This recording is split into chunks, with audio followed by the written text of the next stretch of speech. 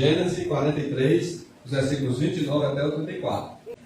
Essa história de José e essa pregação ela foi baseada numa pregação do Lamartine Pozella. Quanto aí conhece o Lamartine Pozella? Amém? Tem pouca gente que conhece. Tudo que é de Deus, tudo que tem a ver com conhecer mais a Deus, inclusive o hebraico, que é a língua materna do nosso Senhor Jesus, me interessa, né? Me fastiga, faz com que eu busque um pouco mais. E aí, isso aqui é um pouco complicado, né? A pessoa que falar aramaico, mas realmente para a gente conhecer assim, algo que é importante a gente conhecer para entender. Né? Eu não sei se o Lamartine estava fazendo esse recurso, porque só passou a pregação. Né? Mas a gente vai mostrar aqui. Então, a história de José, né? Essa história de José aí, ela tem muito a ver com graça, inclusive mencionada, né? José se comoveu muito quando viu o seu irmão, mas que era irmão de sangue mesmo, filho de Raquel, juntamente com ele. Os outros eram irmãos, meios irmãos, né? Eram irmãos por parte de pai. E aí ele disse: Deus me conceda graça, meu filho. Era irmão dele. Mas ali ninguém conhecia mais José. José estava como um egípcio, tinha saído muito novo de casa. Os costumes dos egípcios é totalmente diferente dos costumes dos hebreus, né? Os hebreus geralmente usam barba, né? Cabelo um pouco grande. E como eram os egípcios, né? Bem rapadinha, aquelas enfeites. E aí ele já estava grande, mesmo que estivesse ainda na mesma cultura, talvez ele nem conhecesse mais, porque ele saiu, né, jovem, talvez com 17 anos, quando foi visitar lá os irmãos. Quanto lembra dessa história de José? A história assim, né, no geral. Ele foi visitar os irmãos, a mando do pai, né? O pai Jacó pediu para que ele fosse visitar os irmãos no campo. O pai estava preocupado com os irmãos. Né? Esse era o objetivo, essa era o motivo que Jacó pediu para que José fosse aos campos. E José, como o pastor disse, José não tinha cochilo porque ele falava para o pai. Né? Mas ele falava que era certo, né? Não ia falar nada de errado não. Mas naquele momento ele estava preocupado porque estava com um certo tempo e o pai não via mais aqueles filhos e queria saber como era que eles estavam.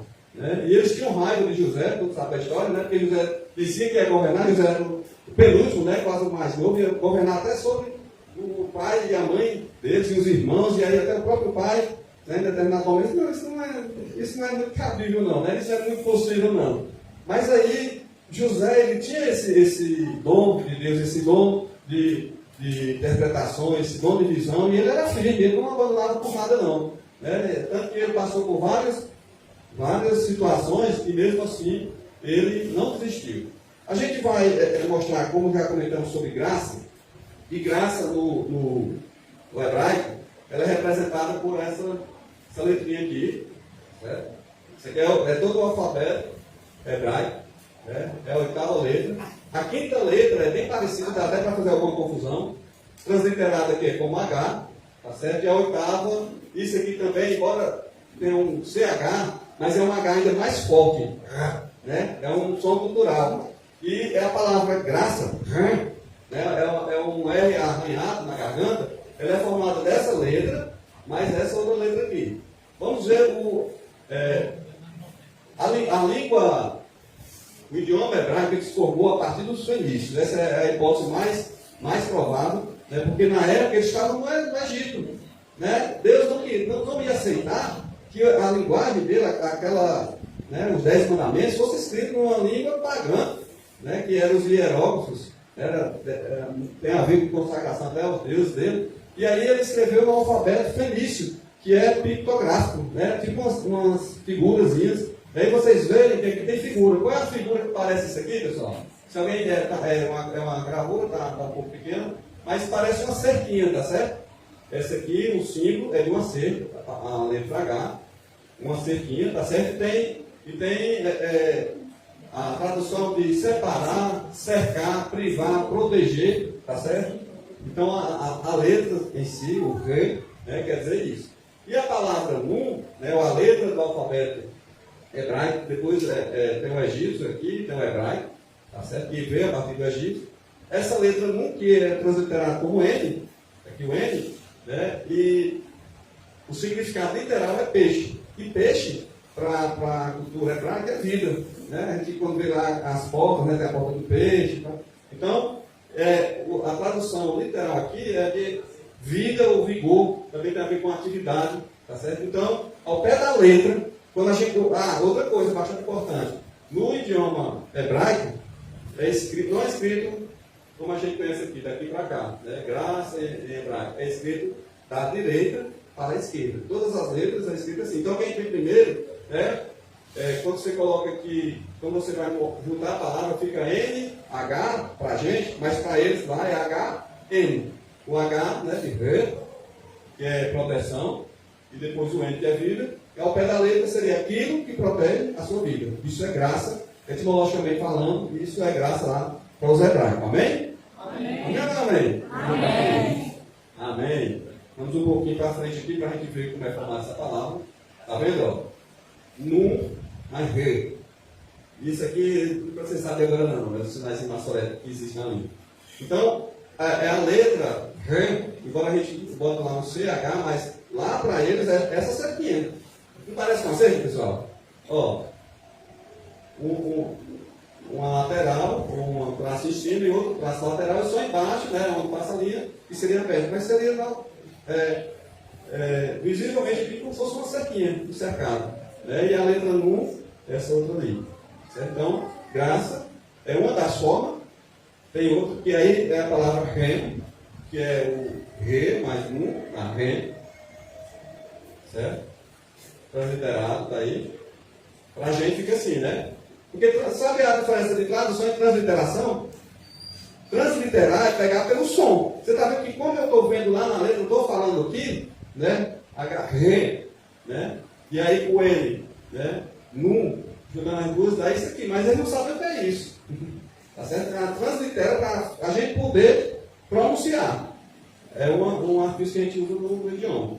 E aí a tradução aí que seria graça e canto, dessa palavra aí, que é só com essas duas. Aí tem uma outra palavra, né? Formada pelas letras transliteradas, já falei. E aí tem uma outra, tá vendo que começa com a mesma palavra, né? O re. E aí depois vem o samek, e depois vem o vav. É diferente, quer dizer que as duas letras seguintes é diferente, mas a primeira é igual. E aí a pronúncia transliterada é Hesed, né? O samek é como se fosse o S para a gente, e aqui é o Shivar, mas é o Dalet, né? Quando apareceu aqui, aí eu já não lembro, né? Ó, o H, ou o Re, o S de samek e o D de Dalet. Certo? Transliterado é isso aí. É graça também. Só que graça, ela pode, ao pé da letra, aquilo que eu disse. Aquilo que protege a sua vida. Mas o que é que protege a sua vida? Tem muitas palavras que podem proteger você, né, que podem lhe defender de algo. E essas palavras elas podem ser traduzidas como graça, literalmente, bondade, favor, benevolência, misericórdia, amor, caridade. Então, todas as vezes que vocês verem isso aqui lá no hebraico, é a partir dessa palavra. Certo? Resto também é graça e é tudo isso aqui. Amém ou não amém? Amém. Estou entendendo. Glória a Deus. Amém. Então, no sentido literário, eu já tinha falado, tinha adiantado isso aí. E aí, o nosso evangelho ele foi trazido do grego. Né? O grego ele se assemelha muito mais com o nosso idioma do que o hebraico. E aí, no grego, a palavra é cálice. Lembra uma coisa? Cálice. O pastor, na hora que eu mostrei, o pastor lembrou na hora. Caritas, né, que a gente conhece aí do grego. Lembra também carismático. Lembra carisma. É tudo a origem dessa mesma palavra aí. Cálice, lá do grego. Né? E aí, o grego também, os sinais, ele é diferente do nosso. Embora é bem mais semelhante, começa da esquerda para a direita, né? Caris, né? E aí a gente vê muito isso que é estudante e aluno, vê algumas dessas letras na matemática, na física, né? Vê o Rho aqui, que seria o R, né? O alfa, o ômega, tudo isso aí é do grego. E está lá no nosso evangelho também, amém? Quem gosta de matemática aí? A matemática, né? Tem um lugar desses símbolos, amém?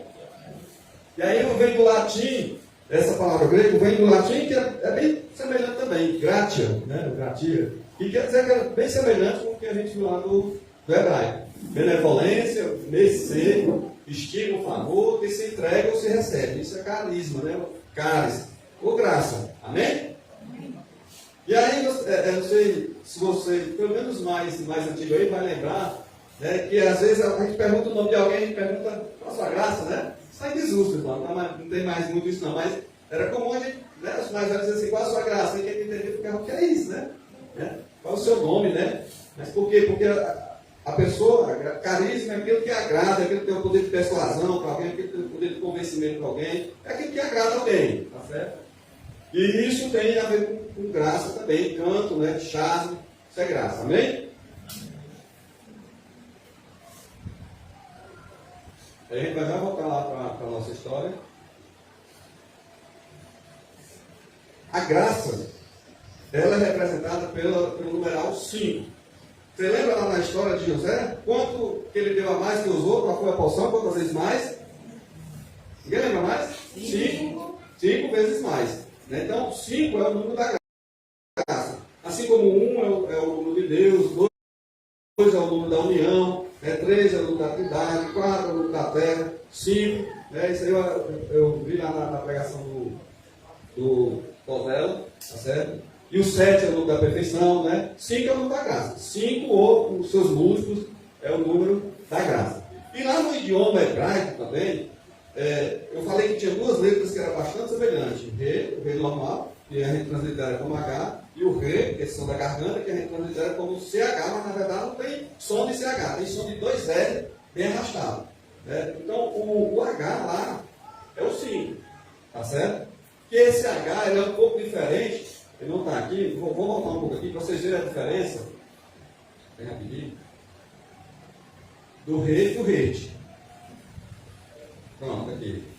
Ó, a quinta letra, rei, tá certo? Então, letra como H. Ela é bem com uma cerquinha também, mas ela não é totalmente fechada. Ela faz uma lá em cima, está um pouco pequeno, pessoal, uma lateral, e esse aqui de lado, ele é só um pedacinho. Diferentemente do rei, que é todo fechado. E aí, algumas pessoas veem que a internet faz até confusão por isso. Lá. Então, na verdade, quando eu represento o numeralzinho mesmo, 5, seria aquele o rei, não o verde. Mas, quando você bota lá no Google tem bastante ferramenta, quando você coloca mesmo por extenso, aí o nome por extenso do número 5 é o quê? Passou? É isso aqui. Hammer, que é lembrando que é da direita para a esquerda, né? É o rei, tá certo? Não, é o rei e não o rei. É bem semelhante até o som, né? Então, o número 5, por extenso, é iniciado com a letra R. Certo? E essa palavrinha aí, Remes, é o re, mais o bi e o ish, que é o referente desse CH aí. Okay? Esse é só para. Ninguém vai entender isso, né? Complicado, ninguém entender direito, mas é só para vocês colocarem na mente, vocês que realmente tem a ver aquilo que ele fala lá na pregação, que o 5 é o número da graça, inclusive no nome, inclusive na ordem lá, 5 é o número da graça, e esse 5, enquanto falando de graça, tem várias partes do Antigo e do Novo Testamento, que a gente vai ver. Tem várias passagens que, quando a gente cita 5 vezes, é tipo códigos, né? Deus é tão inteligente, aí às vezes a pessoa diz assim, não, a Bíblia foi escrita por homens. Quando você vai ver, como é que o homem sabia daquele código lá que o outro estava fazendo também, se unir, eles tinham uma associação, né? O autor é o Espírito Santo. É tanto que esses códigos que são deixados na Bíblia, para a gente ter a certeza disso. Né? Porque em várias quando chega, né, estou falando aqui do 5, mas tem outros também, né? A gente vai ver alguns exemplos aí, se logo aqui em seguida.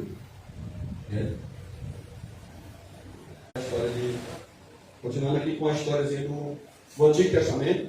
E eu não sei se vocês já ouviram falar também do Antigo Testamento. Tudo que está, toda a história que Deus deixou para a gente, ela é antiga. Ela é uma sombra, como diz lá Tiago, é sombra daquilo que estava por vir. E ela aponta para quem? Ela aponta para Jesus. Os personagens apontam para Jesus, para Deus, para o Espírito Santo. Amém? E essa história não é diferente. Né? A história lá de Jacó, José, os irmãos, Benjamim, ela aponta para personagens agora, né, do ponto de vista espiritual, nas Boas Novas, no Novo Testamento, amém? Isso é um dos exemplos. Então vamos ver, ó, o que é que tem lá na história que faz lembrar algumas coisas. Era o filho amado de Jacó. Quem era o filho amado de Deus? Jesus. Então José, ele na história, ele representa quem? Jesus. José representa Jesus. Jacó representa Deus, né? Porque quem foi que enviou o filho dele para nos salvar? Foi Deus, enviou Jesus. Quem foi lá na história de José que enviou os filhos aos irmãos para saber como estavam, para saber o bem-estar deles? Foi Jacó. Ele está fazendo o papel de Deus na história do Antigo Testamento. E Jacó foi para saber como estavam os irmãos, e o que é que os irmãos dele fizeram? Quem era da história? Os irmãos receberam ele com alegria, abraçaram, quiseram matar, não foi? Ainda conspiraram em matá-lo. E teve um que disse: não, vamos matar não. Está vindo aí os vendedores, né, o pessoal que compra esse carro, vamos vender ele para esse pessoal. Não foi assim? E aí venderam José, né? José foi lá para saber como eles estavam, e eles quiseram matá-lo, e depois não mataram, mas venderam. Mas com Jesus foi um pouco diferente, porque foi o que aconteceu com Jesus?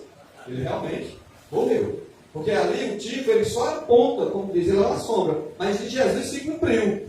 Né? Jesus realmente foi enviado pelo Pai, foi enviado para nós, foi enviado, né, para os irmãos, foi enviado para derramar graça, foi o que nós fizemos, foi o que o povo fez, o crucificamos, matamos, não acreditamos nele. Da mesma maneira aí, Deus já estava falando, Ele já estava mostrando que isso ia acontecer com o próprio filho dele. Amém?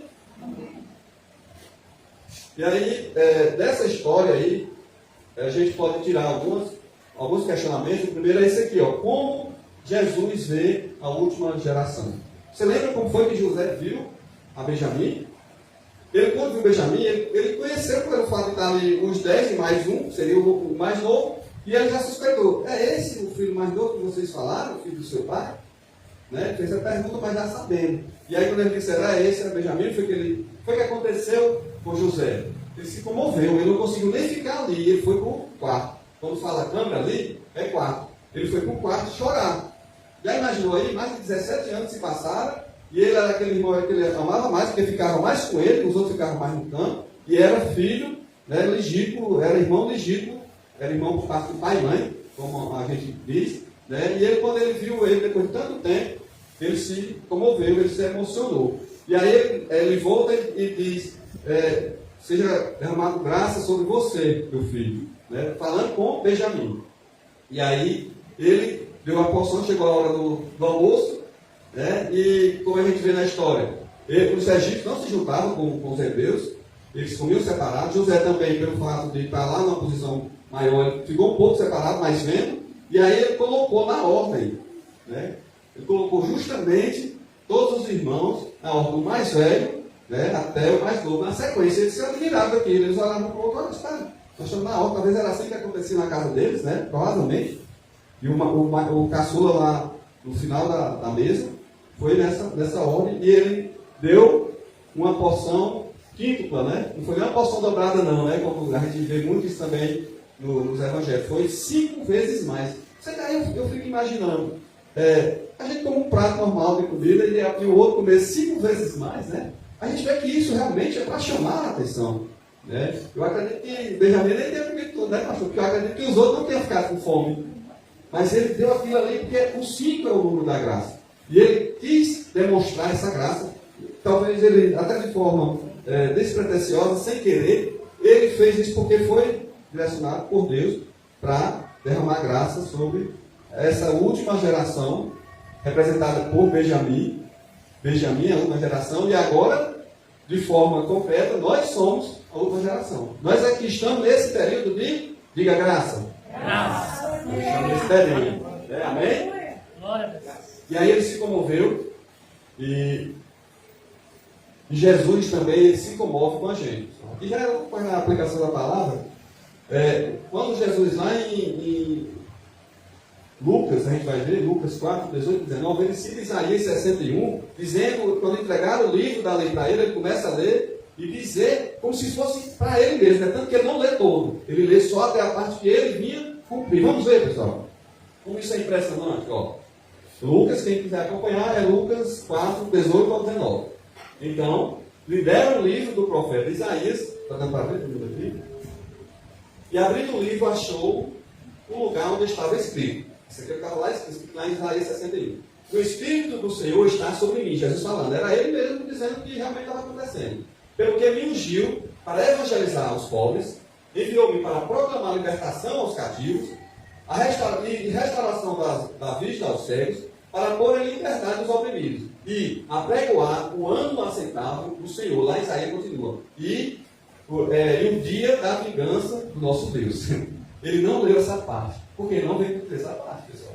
Amém. Ele veio cumprir essa parte aqui, apregoar o ano aceitável do Senhor. Então, realmente, o que ele leu, o Espírito do Senhor está sobre mim para fazer só até aqui. Vocês estão compreendendo? Amém. Ele não estava naquele primeiro momento para fazer a segunda parte. Será que vai vir a segunda parte?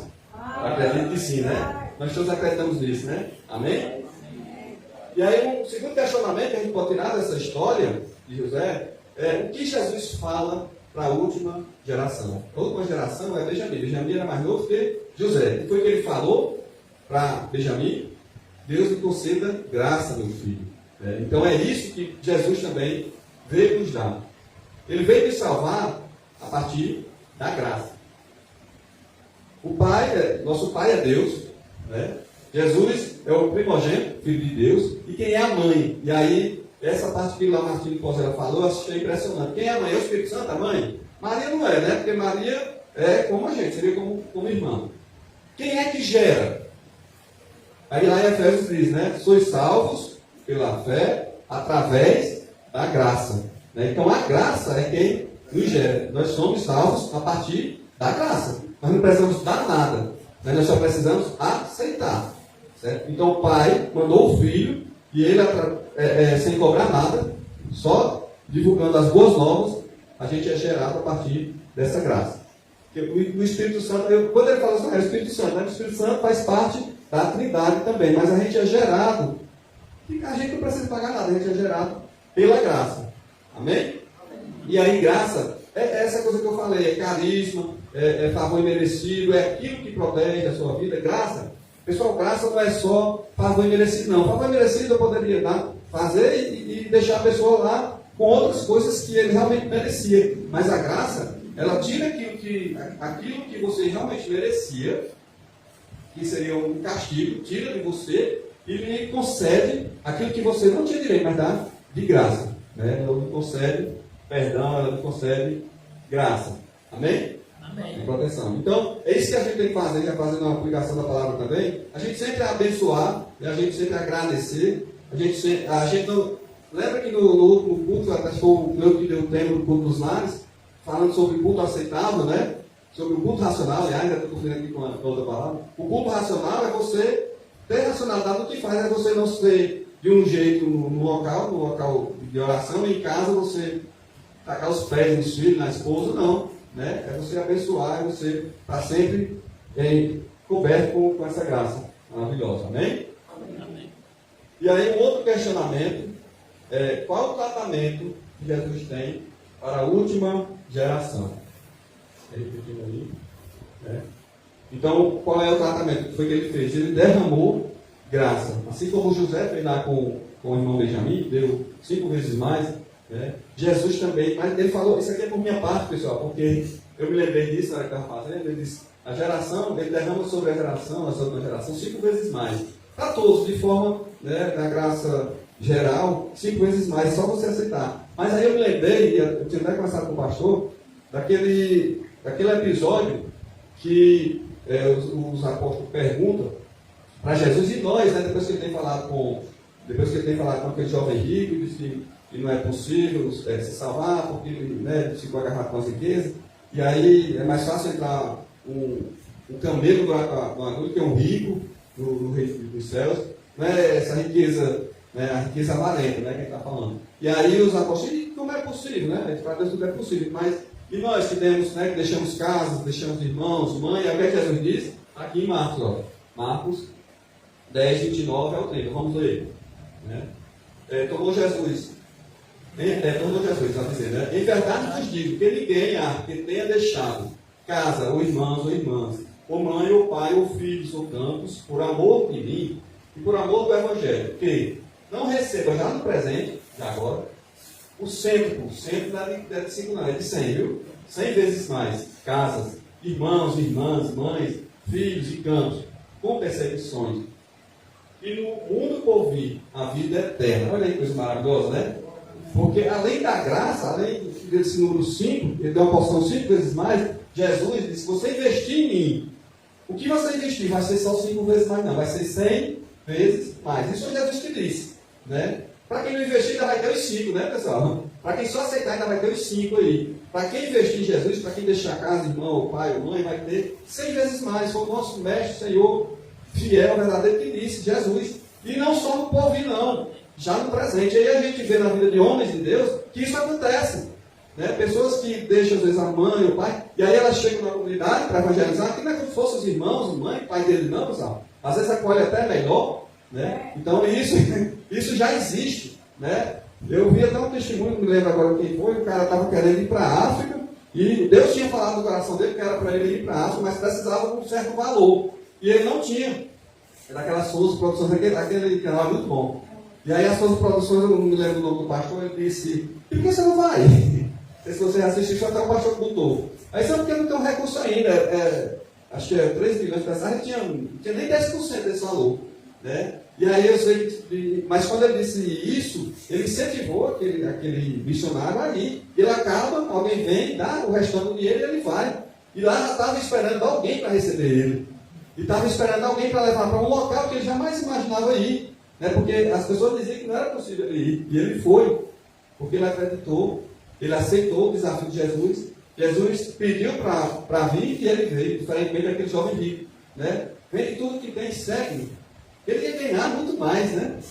Ganhar no presente sério. E aí, muitas vezes é isso que nós fazemos também.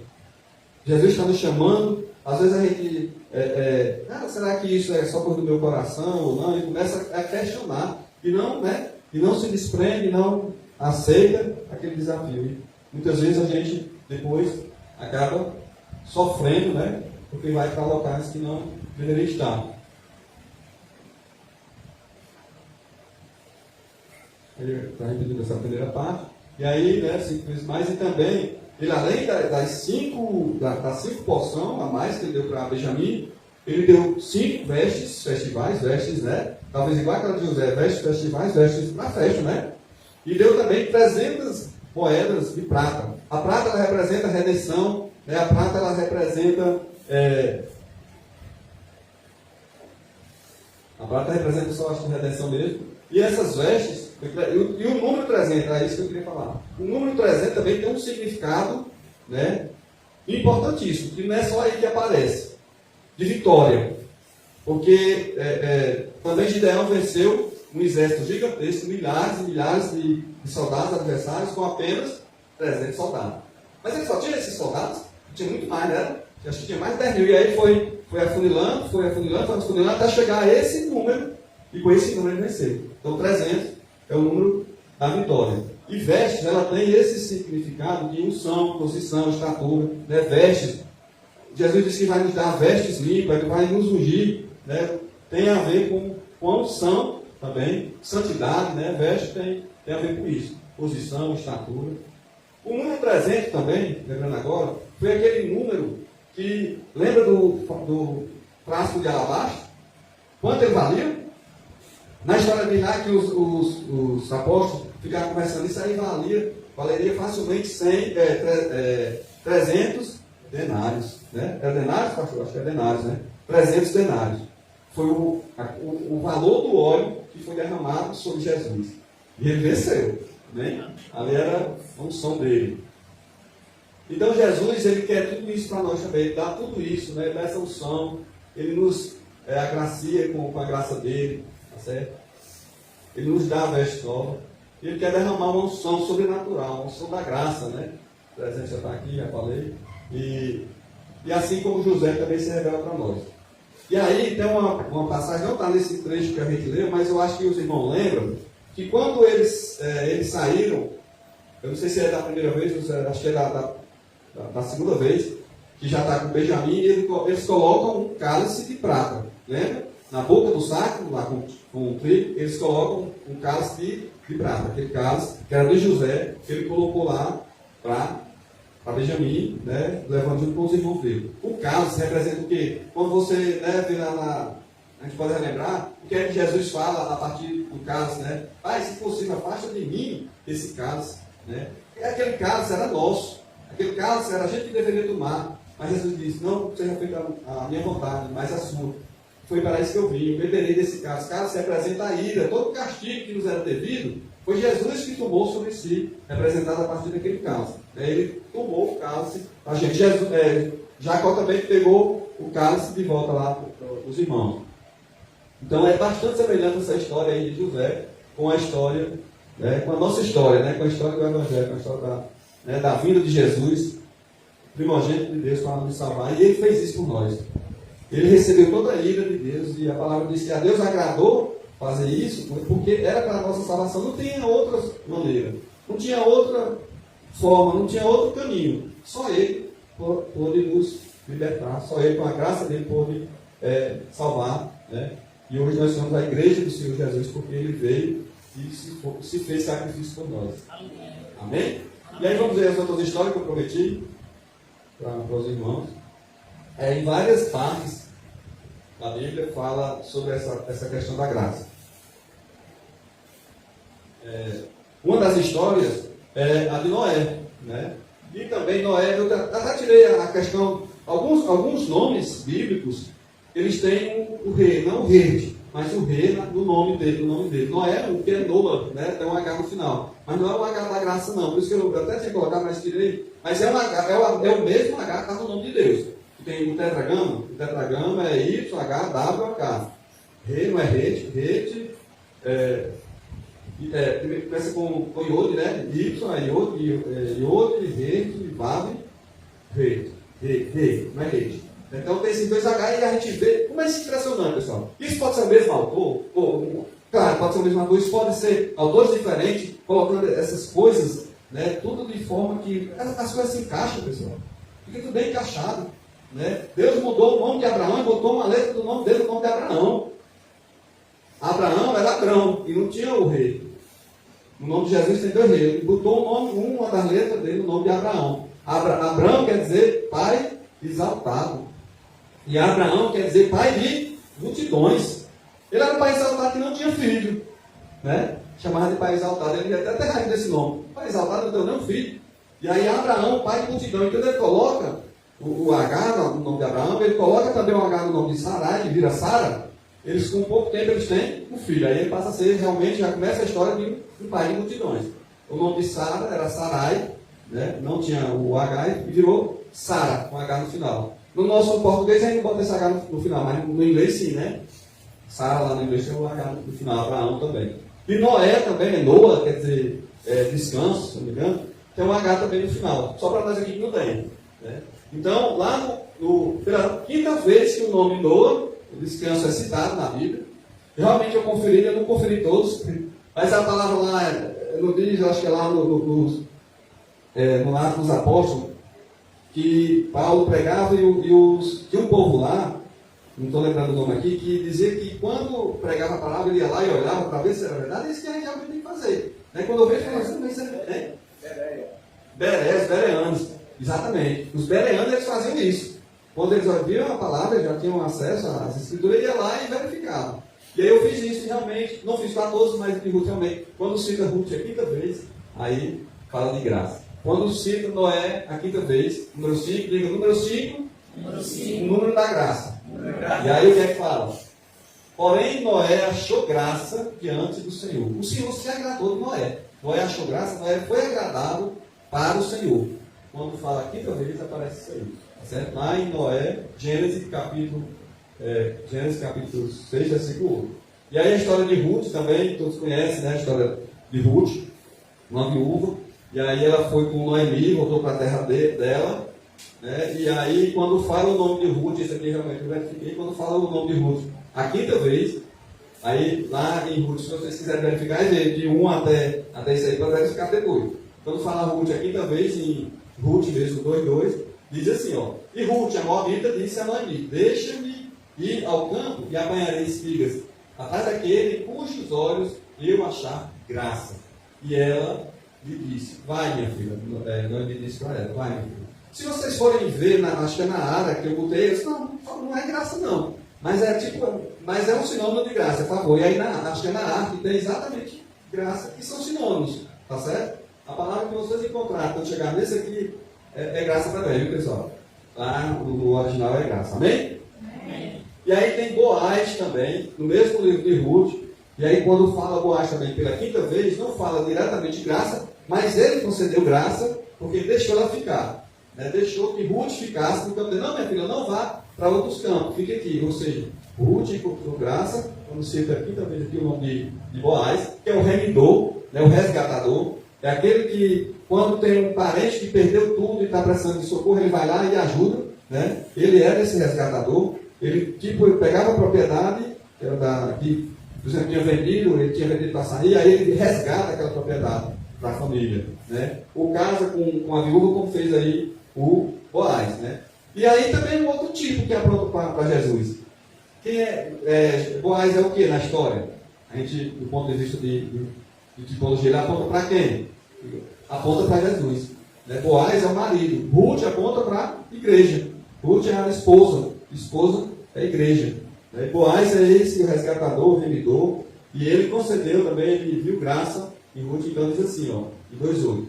Então disse Boaz a Ruth: ouve, filha minha, não vais escolher em outro campo, nem tampouco passes daqui. Porém aqui ficarás com as minhas servas. Ele nem sabia ainda quem era, né? Depois descobriu na história e vai ver que ele não era nem o imediato, era o segundo, né? Mas ele encontrou graça em Ruth e assumiu, né? Elas estavam passando necessidade.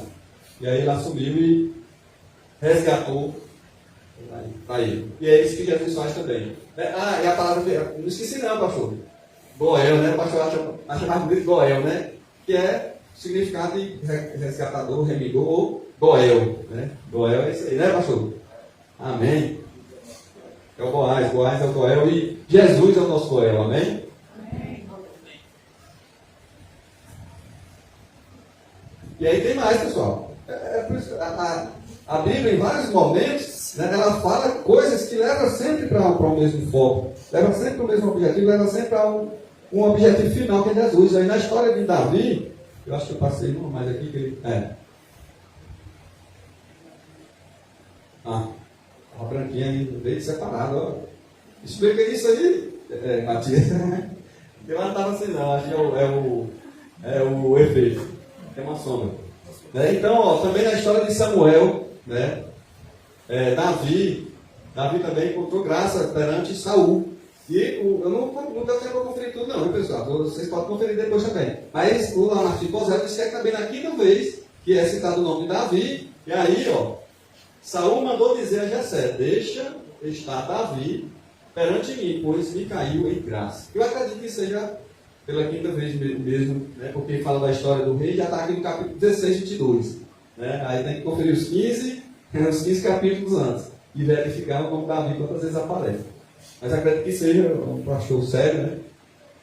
E aí, o 5, mais uma vez, lembrando aí que é o número da graça. Todas as medidas, isso aqui é uma coisa que ele citou também, né? Todas as medidas do tabernáculo. E aí, quando a gente transforma para metro, não dá o quíntuplo não dá múltiplo de 5, não. Mas eu vou olhar no original, vou olhar um pouco, porque era assim que eles conheciam, né? Quanto eram as medidas lá do templo de Moisés, né? Do tabernáculo de Moisés? Era 20 por 40 por 30. Se vocês forem aqui, tá? O matemática é múltiplo de 5, irmão? 20 é múltiplo de 5, 30 é múltiplo de 5, 40 é múltiplo de 5. Pronto. Todas as medidas do tabernáculo são múltiplos de 5. Porque o tabernáculo não está cheio de graça, né? O tabernáculo de Moisés foi feito. E essas medidas, pessoal, lembrando agora, mas eu acho importante dizer isso para vocês. Deus, quando assim, fala em ciência, ele tenta dizer que a Bíblia não tem ciência. Eu vejo tanta ciência dentro da Bíblia. Porque aquele número, né, aquele número eu me esqueço agora o nome que é um número perfeito, eles sabem, que é um número de ouro, um número perfeito, que tem proporções, né, que é usado hoje. A frequência de Fibonacci está na Bíblia. Né? Se você for buscar essas dimensões, né, as dimensões da arca, 1 para 2, a frequência de Fibonacci é isso. 1 para 2, aí o próximo é soma 1 por 2 dá 3, aí vai 1 mais 3, e assim vai até formar aquele espiral que a gente vê na natureza, pessoal. A gente vê nas asas da borboleta, a gente vê em várias coisas, e a gente vê que aqui tem impacto. Até na propaganda, né, do marketing, certo? Eles usam esse número aí. A gente pode aprender muito com a Bíblia Ciência também, viu? Amém? Amém? E aí, ó, já aqui no Novo Testamento, né, lá em Efésios 4, 7, ele fala também que quando fala que Deus, ele concedeu graça para nós, ele deu uma unção, 5 unção, unção 5 vezes mais. E qual é essa unção 5 vezes mais? Vamos ler o 7 e o 11 de Efésios 4. Ó. E a graça foi concedida a cada um de nós. Diga a cada um de nós. Cada um de nós. Todos disseram? É para nós todos que estamos aqui, tá certo? Foi concedido graça para cada um de nós, segundo a proporção do dom de Cristo. Aí lá no 11, ele vai falando para frente, no 11 ele diz assim, ó. E ele mesmo concedeu uns para apóstolos, outros para profetas, outros para evangelistas, outros para pastores e outros para mestres. São 5 vezes maior. Apóstolos, pastores, não, apóstolos, profetas, é na sequência, né? Apóstolos, profetas, evangelistas, pastores e mestres. 5 vezes mais, né? Apóstolos, profetas, evangelistas, pastores e mestres. Isso são os ministérios da igreja. A igreja da graça, com esses 5 ministérios, diga assim, a igreja fica completa. E eu vi um pastor falar que todas as igrejas que o pastor ele viu que tem gente que pode assumir todos esses ministérios aí, tem gente que nem sabe. E aí às vezes a gente pensa assim, a igreja está incompleta, mas a igreja ela está completa de todos esses ministérios. Só que a gente que não está ainda entendendo, a gente que não está recebendo. Mas a igreja tem apóstolos, a igreja tem profetas, a igreja tem evangelistas, a igreja tem pastores e tem mestre. Às vezes está fora de colocação, mas tem. Tá certo? Tem tudo isso aí dentro da igreja, dentro da noiva de Jesus. Maravilhoso, né, pessoal?